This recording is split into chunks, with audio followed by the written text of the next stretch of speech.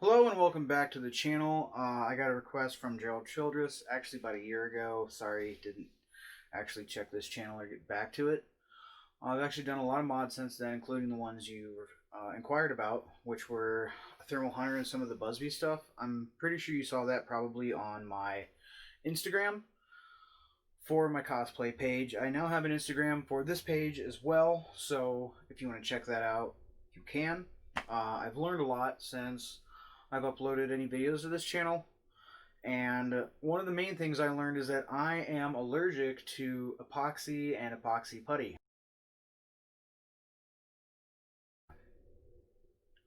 So, as you can see from that photo, it hasn't gone really well. And due to that, I didn't necessarily slow down on modding blasters. I just couldn't really do a lot of cosmetic stuff. And besides, my cosmetic stuff is ugly, which brings me to the whole point of today's video and this video series in general, which is called Ugly Mods, because it's basically based around blasters that are less than desirable in the community and just in general.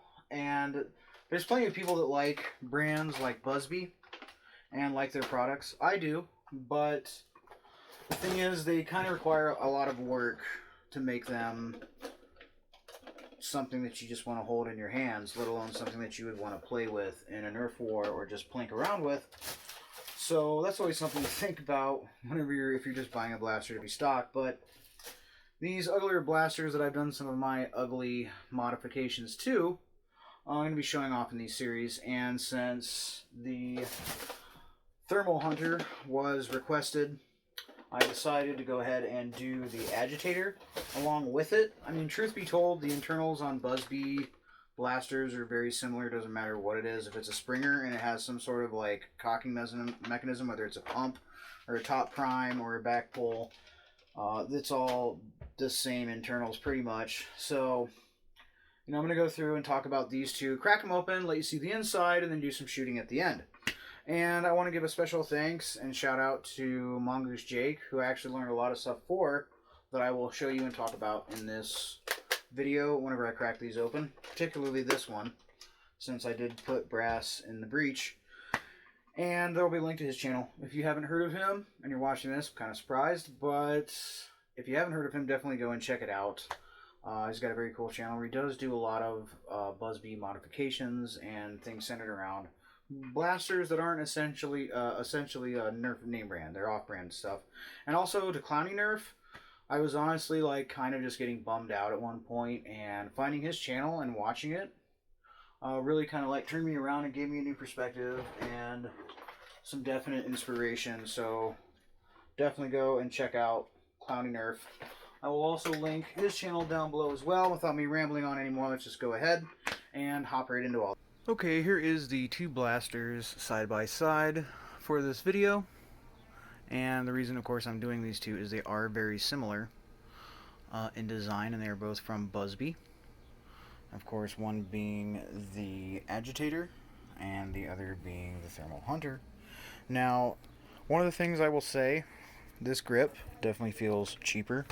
This one definitely feels more solid. And this arm here that actually moves the entire plunger assembly and the plunger rod back so it can catch, you can fire the blaster, is much stronger in this one than it is in this one. That being said, I still broke this one in half, and I repaired it, and I'll show you that whenever I open this up.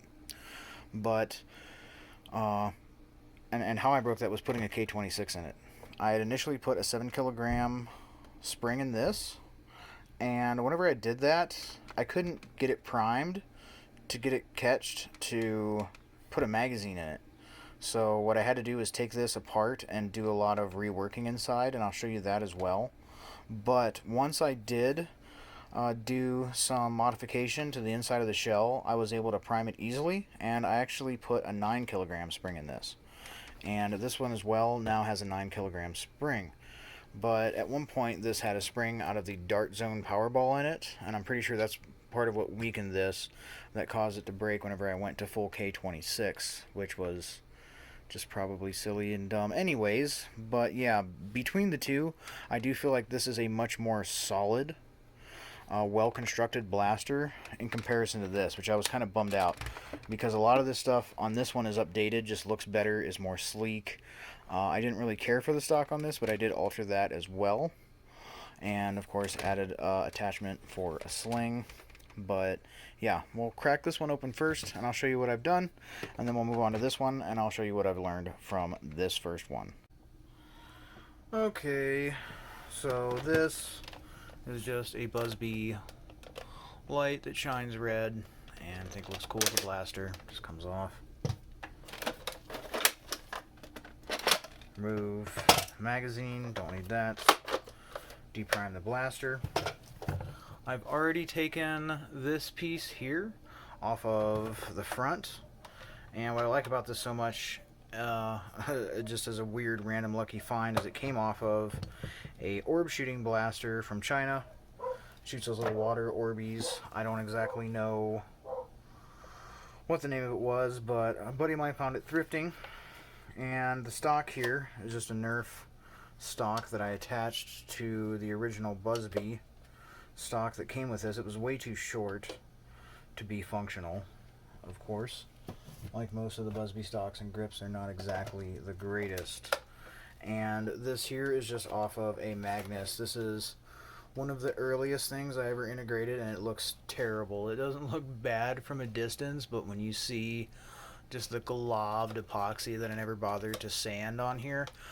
However, of course, at the time when I did this, I just didn't care about looks in the slightest. Not that I'm super great with any cosmetic stuff now, but I just wanted something that was functional and felt good in the hand, and having an extension did. Plus, it gave me a place to put a sling, and that's important as well.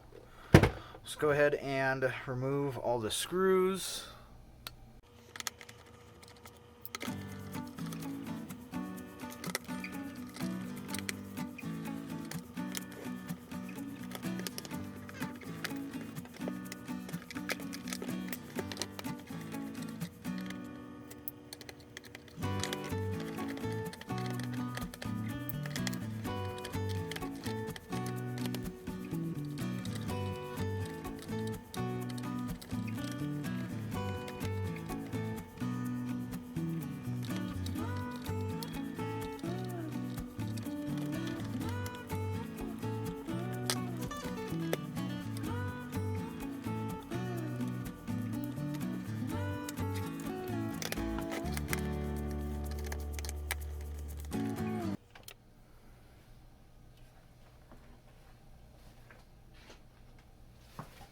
Okay,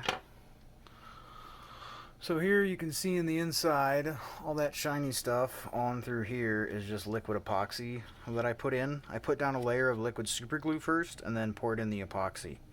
A lot of times I found, whether it's the epoxy putty or the liquid epoxy, it just doesn't stick to the body, which I thought was interesting since everybody used it in some form, and I've just used the epoxy putty to basically reinforce as much of this as possible.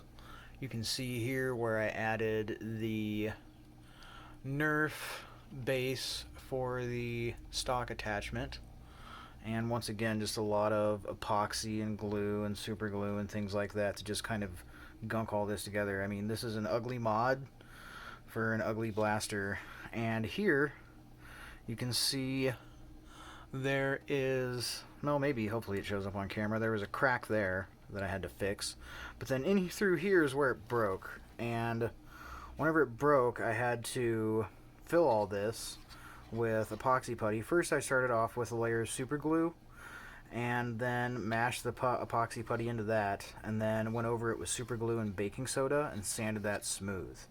And that's what you see there. The filler right there is just the super glue and the baking soda. I had to do the same thing on the back side as well, filling it from here all the way back in the same manner. And that was a result of me using too heavy of a spring. So I knew I couldn't do that with the new one, but I didn't realize, due to the nature of the priming arm on the newer version of this, as I like to call it, the Agitator, just doesn't have it. Now here's a EVA foam pad. I actually had to adjust this here so that this would work a little bit better It just didn't quite have what I needed to do what I needed it to do. So I had to shorten this, bend this a little different, and then I put this here just kind of as a stabilizer. Since I removed the lock assembly, it just kind of flopped around and made an ugly noise, if nothing else. And then as you can see, of course, the breech is still stock. Totally, I didn't put a sleeper breech or any brass or anything in that. Just basically reinforced the shell, put in a stronger spring, and then of course reinforce this after I broke it. However, whenever I get my hands on a new one of these, I will just go ahead and reinforce this to begin with before I put even a 9 kilogram spring in it. But yeah, I'm going to go ahead and button this back up, and then we'll go ahead and open up the agitator.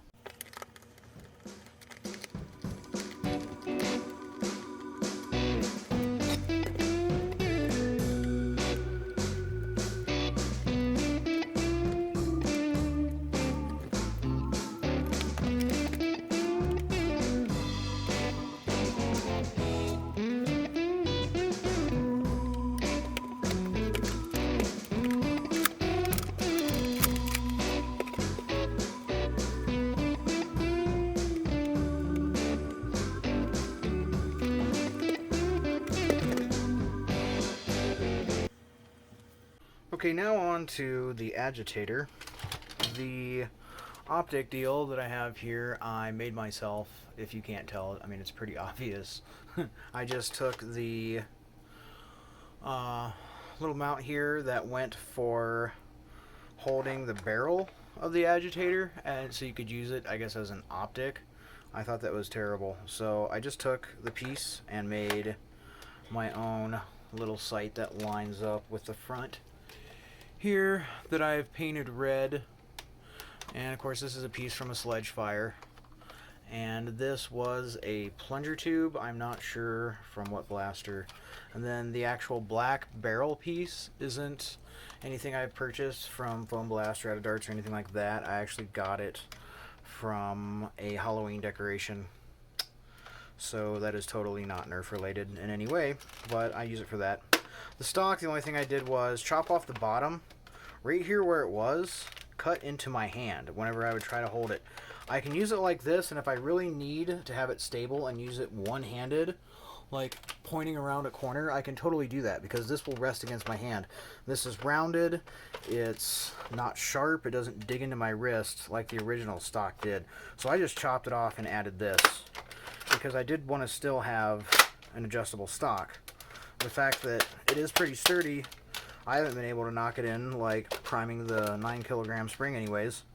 It is really pretty decently solid considering that it's such a flimsy, creaky piece of plastic. Like, that aspect is not solid, but it doesn't go in. So congratulations, Busby, on having something that doesn't just immediately collapse.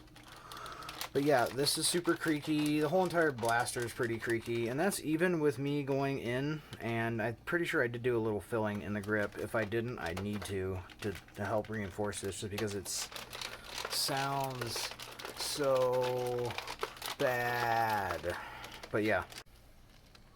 Okay, so the actual barrel here is just pressure fit. And all I did was take some 5mm craft foam and glue it around here. And that's pretty much it. And it just fits into place. And then I just shape this end for the flapper and this end where the breech goes in.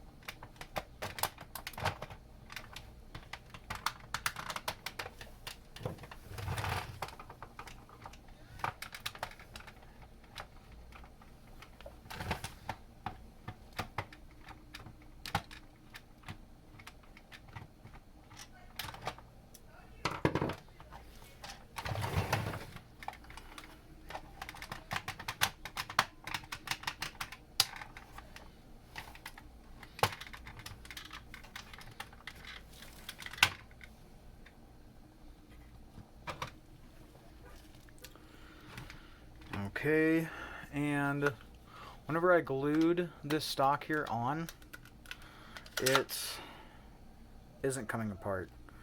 I've glued and capped this in such a way that if something in here were to break or to get messed up, I can't take it apart to fix it. So that just is how it is. And of course, if that does break, I'll just end up putting a stock attachment point back here anyways. But on this one, I actually did put brass in it. Now, since this is a Buzzbee and not a Nerf, and with the way that their breech system works, you'll notice I don't even have like a true sleeper breech, in the sense that it doesn't actually line up very well with the actual breech in the slightest, because with Buzzbee's spring system here and the way their breech just kind of to an extent floats up and down within the magazine, you don't have to match it up like that. And I didn't figure that out myself through trial and error or anything. I figured that out from watching Mongoose Jake's channel. So once I saw that, I just started doing that with all the blasters. But this yellow piece of plastic here is from, I want to say, a deploy, a piece of a deploy that I cut up, and I glued in the piece of that shell so that I could have sort of like a little I-beam holding this in place. Now, it was quite the job finagling it back in underneath this, but then I also added a wider washer screw here so that it just kind of helps hold all that there in place, and that stops the actual priming bar here from bending, which is what was happening. And much like the other one, I filled it on the back side. And you can see here some of the filling I've already done in the handle to try to stiffen it up and make it less creaky, and it's still super creaky. I probably have to fill all this dead space periodically throughout the shell to get it to a point where it didn't sound like that. And then the other thing I had to do was, because this piece here started to bend and crack and break, was I just searched through my random Nerf pieces until I found one that had the appropriate sized piece here that would fit over the existing part, and I glued that in place and at the base and around it, so that I would have more stability and less flex, and just to stop it from breaking. So, and that's not even, I want to put this into perspective, all this stuff was happening to this before I'd even put the upgrade spring in it and used it. I literally put the upgrade spring in it once, tried it, didn't work. So those are some things to keep in mind if you're thinking about putting an upgrade spring in here.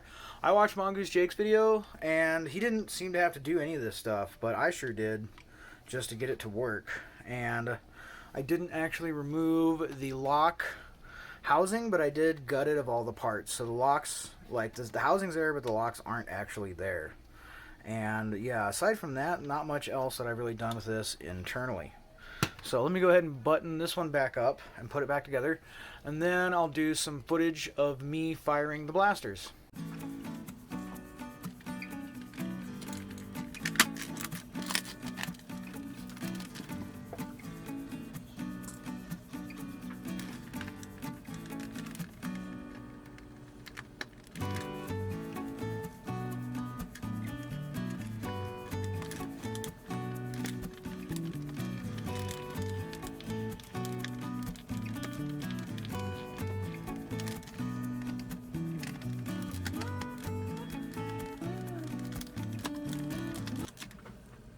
Okay, the tape measure is set up at 25 feet from the target, and I'm going to be using Dart Zone waffle heads.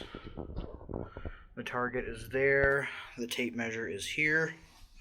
From here to my firing position at the door is an additional 10 feet, so it'll be a total of 35 feet, and I'm going to be aiming for the center of that box.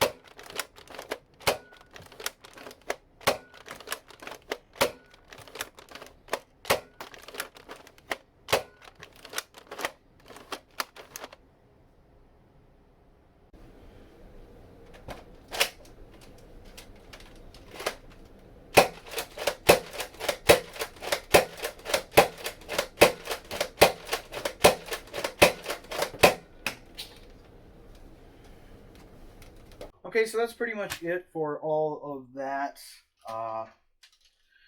If I had to choose between the Agitator and the Thermal Hunter, I would definitely pick the Thermal Hunter over the Agitator. If you're planning on putting a spring upgrade in it or modding it or doing anything with it, out of the box, they pretty much perform the same. So if you're just going to use it stock and you like the way this one looks over this one, then just pick this one. As far as stock, the way they look and feel, I honestly prefer this one. The only thing about them, if this one falls short in the feel category, is just the cheapness of the plastic and the constant creaking sounds from it.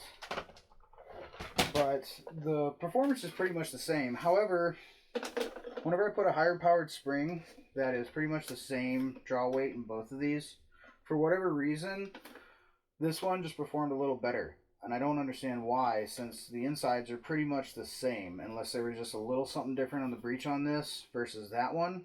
I don't know. But this one definitely does perform a lot better. Hopefully you enjoyed the video. And as always, have a great day.